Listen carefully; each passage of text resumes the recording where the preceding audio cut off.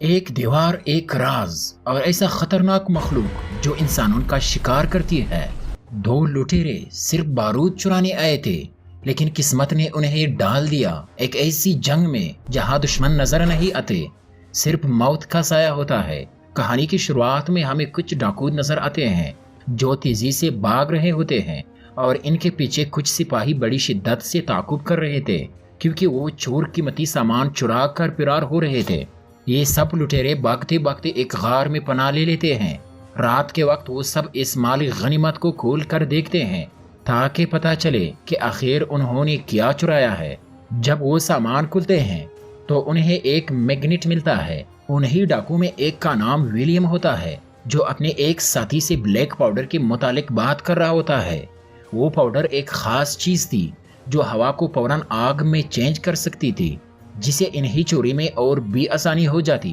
ابھی وہ اس پاؤڈر پر گفتگو کر رہے ہوتے ہیں کہ اچانک ایک عجیب شخص حملہ کرتا ہے اور انہی ڈاکوؤں میں سے 3 کو بڑی تیزی سے قتل کر دیتا ہے۔ وہ شخص اتنی تیز رفتاری سے حملہ کرتا ہے کہ کسی کو کچھ سمجھنے کا موقع نہیں ملتا۔ ولیم اور اس کا ساتھی یہ دیکھ کر سخت گھبرا جاتے ہیں۔ ولیم کو لگتا ہے کہ کوئی ان کا پیچھا کر رہا ہے۔ جیسے ہی وہ پیچھے مڑتا ہے وہ اپنی تلوار سے حملہ کا ہاتھ کاٹ دیتا ہے۔ وہ شخص جس کا ہاتھ کٹا تھا کائی میں گر جاتا ہے۔ ولیم اس کٹی ہوئی ہاتھ کو اپنے تلے میں ڈال لیتا ہے تاکہ جان سکے کہ یہ شخص کون تھا اور اتنی رفتار سے کہاں سے آ گیا۔ اس کے بعد ہم دیکھتے ہیں کہ ولیم اور اس کا دوست غار سے باہر نکل چکے ہوتے ہیں اور اب وہ بلیک پاؤڈر کی تلاش میں نکلتے ہیں۔ تبھی پھر سے سپاہی انہیں دیکھ لیتے ہیں اور اس کا پیچھا شروع کر دیتے ہیں۔ ولیم اور اس کا ساتھی تیزی سے اپنے گھوڑے دوڑاتے ہیں اور بالآخر وہ دونوں دی گریٹ وال آف چائنا تک پہنچ جاتے ہیں۔ وہاں پہنچ کر وہ دیکھتے ہیں کہ چینی فوج ان کے استقبال کے لیے تیار کھڑی ہے۔ سپاہی فوراً ان پر تیر برساتے ہیں تاکہ انہیں روکا جا سکے۔ ولیم اور اس کا دوست چاروں طرف سے گرے جا چکے ہوتے ہیں اور کوئی راستہ نہ دے کر ہتھیار ڈالنے کا فیصلہ کرتے ہیں۔ انہیں قید کر کے چینی جنرل کے سامنے پیش کیا جاتا ہے۔ جنرل جب ولیم کے تلے سے وہ کٹا ہوا ہاتھ دیکھتا ہے تو وہ حیرت میں پڑ جاتا ہے اور پوچھتا ہے کہ یہ ہاتھ تمہیں کہاں سے ملا۔ ولیم بتاتا ہے کہ ایک اجنبی شخص نے ہم پر حملہ کرنے کی کوشش کی تھی تو میں نے اس کا ہاتھ کاٹ ڈالا۔ میں اسے اس لیے ساتھ لایا تاکہ کوئی بتا سکے کہ یہ کون تھا، لیکن وہاں موجود کوئی بھی اس کی باتوں پر یقین نہیں کرتا۔ وہاں ایک خاتون کمانڈر بھی موجود ہوتی ہے جس کا نام لین ہوتا ہے۔ وہ سخت لہجے میں کہتی ہے کہ تم دونوں کو موت کی سزا دی جانی چاہیے۔ جنرل بھی انہیں سزا سنانے ہی والا ہوتا ہے کہ اچانک ایک آدمی آ کر کہتا ہے کہ یہ دونوں سچ بول رہے ہیں کیونکہ ان کی تلوار پر ابھی تک تازہ خون لگا ہوا ہے۔ اسی وقت ایک سپاہی دوڑتا ہوا آتا ہے اور اطلاع دیتا ہے کہ دشمنوں نے حملہ شروع کر دیا ہے۔ جنرل فوراً حکم دیتا ہے کہ سب سپاہی اپنے ہتھیار سنبھال لیں۔ ولیم اور اس کا ساتھی قید رہتے ہیں، لیکن ولیم ایک شخص سے پوچھتا ہے کہ وہ کون تھا جس کا ہاتھ کٹا، اور تم لوگ ہم سے سچ کیوں چھپا رہے ہو؟ حالانکہ تمہارے پاس اتنی بڑی فوج ہے، پھر بھی تم ڈرے ہوئے کیوں ہو؟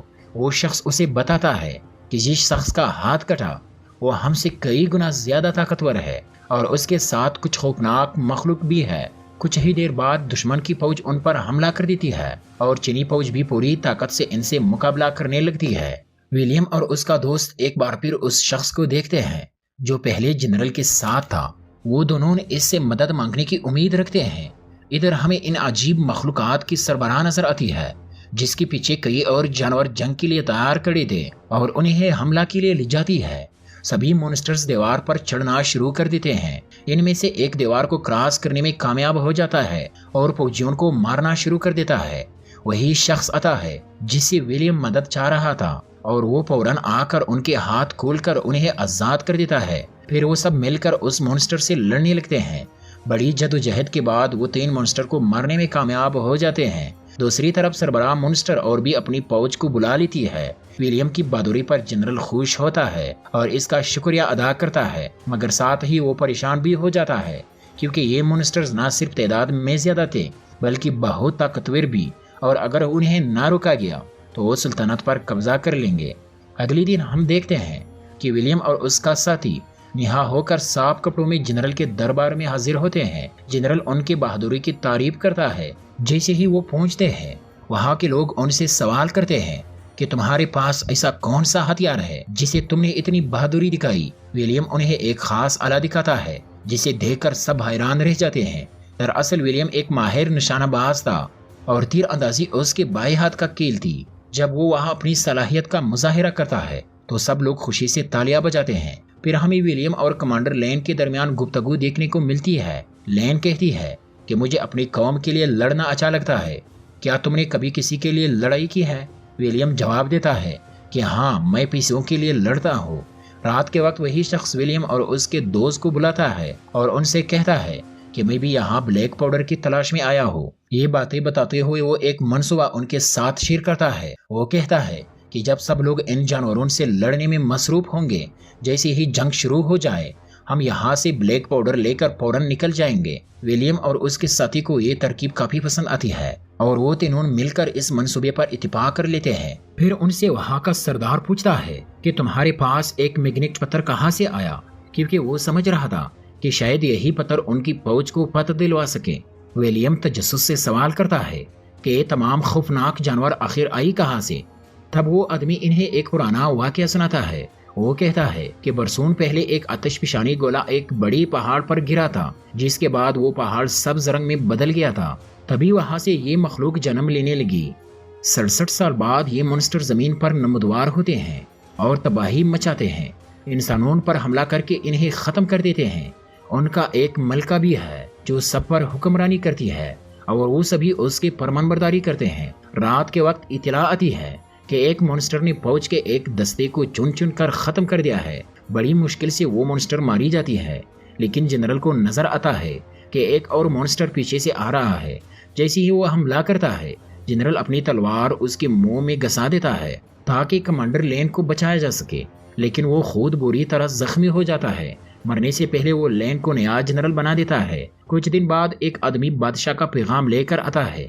اس پیغام میں اس جنگ کے مقام اور وقت کے مکمل تفصیلات درج ہوتی ہے۔ وہ بتاتا ہے کہ ایک مخصوص دروازہ ایسا ہے جہاں پہنچ کر تمام مانسٹر پرسکون ہو جاتے ہیں اور حملہ بند کر دیتے ہیں۔ سب کو شک ہوتا ہے کہ وہ دروازہ شاید اسی میگنیٹک پتھر سے جڑا ہوا ہے جو ولیم کے پاس ہے، کیونکہ جب مونسٹرز نے سب پر حملہ کیا تھا تب ولیم کو مونسٹر نے کچھ نہیں کہا تھا۔ ولیم تجویز دیتا ہے کہ اگر ہم کسی ایک مونسٹر کو زندہ پکڑ لیں تو اس پر تجربات کیے جا سکتے ہیں، لیکن اس کا دوست اسے یاد دلاتا ہے کہ ہم یہاں یہ سب کرنے نہیں آئے تھے، ہمارا مقصد صرف بلیک پاؤڈر حاصل کرنا تھا، اس لیے بہتر ہوگا کہ ہم یہاں سے جلدی نکل جائیں۔ اگلی دن وہ سب مونسٹر کو تلاش کرنے نکلتے ہیں، مگر فضا میں شدید دھند کی وجہ سے انہیں کچھ نظر نہیں آتا۔ ولیم ذہنی کشمکش میں مبتلا ہوتا ہے، اسے اپنے دوست کی باتیں یاد آتی ہے، لیکن اب وہ بھاگنے کا نہیں سوچتا، کیونکہ ماضی میں جب وہ چوری کرتا تھا تو کوئی اس کی عزت نہیں کرتا تھا۔ اب وہ چاہتا ہے کہ لوگوں کی مدد کر کے سچا احترام حاصل کرے۔ ادھر وہی شخص جو ولیم کو پاؤڈر چرا کر بھاگنے کا مشورہ دے رہا تھا، اب ولیم کے دوست کو اکساتا ہے کہ ہم دونوں پاؤڈر لے کر بھاگتے ہیں، ولیم کو چھوڑ دو، مگر ولیم کا دوست اس کے ساتھ وفادار رہتا ہے۔ اس وقت اچانک کچھ مونسٹر فوج پر حملہ کر دیتے ہیں۔ فوجی ان سے مقابلہ کرتے ہوئے شدید زخمی ہو جاتے ہیں، کیونکہ مونسٹرز بہت چالاک اور خطرناک تھے۔ ولیم کو ایک ایسا مونسٹر نظر آتا ہے جو تنہا ہوتا ہے، تو وہ فوراً اسے قابو کرنے کے لیے دوڑ پڑتا ہے اور واقعی وہ اسے قید کرنے میں کامیاب ہو جاتا ہے۔ جب اس قید مونسٹر پر مقناطیسی پتھر کے اثرات دکھنے جاتے ہیں تو سب حیران رہ جاتے ہیں، کیونکہ وہ مونسٹر نہ صرف حملہ روک دیتا ہے بلکہ خوف سے کانپنے لگتا ہے۔ یہ دیکھ کر سب کو یقین ہو جاتا ہے کہ یہی پتھر انہیں ان جانوروں سے بچا سکتا ہے۔ جو شخص بادشاہ کا پیغام لایا تھا وہ اس مونسٹر اور میگنیٹ کو اپنے ساتھ بادشاہ کے دربار میں لے جاتا ہے۔ بادشاہ یہ دیکھ کر بہت خوش ہوتا ہے کہ اب ان کے پاس ایک راستہ ہے جسے وہ مانسٹرز پر قابو پا سکتے ہیں۔ اسی رات کمانڈر لین اور کچھ سپاہیوں عجیب سی حرکتیں محسوس کرتے ہیں۔ جب وہ ایک دیوار کے قریب پہنچتے ہیں تو وہ یہ دیکھ کر دنگ رہ جاتے ہیں کہ مانسٹر کی ملکہ نے ایک بہت بڑی سرنگ کھود رکھی تھی جو محل کے اندر تک رسائی دے سکتی تھی۔ دوسری طرف ولیم کا دوست اس آدمی کے ساتھ بھاگنے کا منصوبہ بنا رہا ہوتا ہے۔ جب یہ بات ولیم کو معلوم ہوتی ہے تو وہ فوراً انہیں روکنے کے لیے پہنچتا ہے، لیکن وہ آدمی ولیم پر حملہ کر دیتا ہے۔ دونوں وہاں سے کسی طرح فرار ہو جاتے ہیں۔ کچھ دور جا کر وہ آدمی ولیم کے دوست سے کہتا ہے کہ ذرا اوپر جا کر راستہ دیکھو، اور جیسے ہی وہ اوپر جاتا ہے وہ اسے دھوکہ دے کر اس کا گھوڑا اور سارا بلیک پاؤڈر لے کر بھاگ جاتا ہے۔ جب کمانڈر لین کو یہ اطلاع ملتی ہے تو وہ غصے سے بھڑک اٹھتی ہے۔ اسے شک ہوتا ہے کہ شاید ولیم نے اپنے دوست کی مدد کی ہو، مگر تب ایک سپاہی کہتا ہے کہ اس نے خود دیکھا ہے کہ ولیم اسے روکنے کی کوشش کر رہا تھا، لیکن پھر بھی کمانڈر لین کا اعتماد ٹوٹ چکا ہوتا ہے، اس لیے وہ اسے قید کروا دیتی ہے۔ اب لین اور اس کی فوج اس مقام پر پہنچتی ہے جہاں سے مانسٹر نے حملہ کیا تھا، اور ولیم قید میں بٹھا شکست دینے کی طریقے سوچ رہا ہوتا ہے۔ اسے اندازہ ہو جاتا ہے اگر ہم ملکہ کو مار دے تو باقی سب مانسٹرز خود بخود بے اثر ہو جائیں گے، کیونکہ وہی ان کے قائد ہے۔ جب وہ اس جگہ پہنچتے ہیں تو وہ دیکھتے ہیں کہ بے شمار مانسٹرز تیار کھڑے ہیں اور زبردست جنگ چڑھ جاتی ہے۔ ولیم بھی لین کے ساتھ مل کر لڑنے لگتا ہے۔ ادھر جو آدمی مانسٹر اور مقناطیسی پتھر لے گیا تھا وہ تجربہ کرتا ہے کہ اگر میگنیٹ کو ذرا دور رکھا جائے تو کیا اثر ہوتا ہے۔ اسی لمحے قید مانسٹر اپنی رانی کو اشارہ بھیج دیتا ہے کہ وہ قید ہو چکا ہے۔ یہ سنگل پاتے ہی ملکہ وہاں پہنچ جاتی ہے۔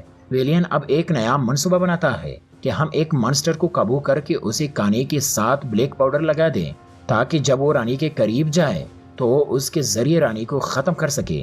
وہ سب ایک بلند مقام پر جا کر بیٹھ جاتے ہیں تاکہ تیر سے حملہ کیا جا سکے۔